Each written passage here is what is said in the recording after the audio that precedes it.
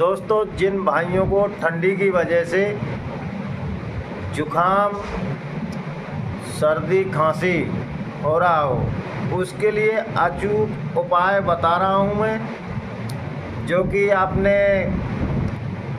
ऐसी दवा कभी सुनी नहीं होगी।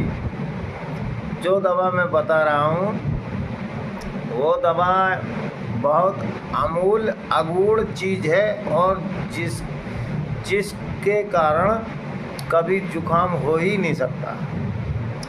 दोस्तों, बंदर की लो 3 बार धो लो और शाम सुबह पी लो, जुखाम खांसी आपको हो ही नहीं सकता, गारंटी है।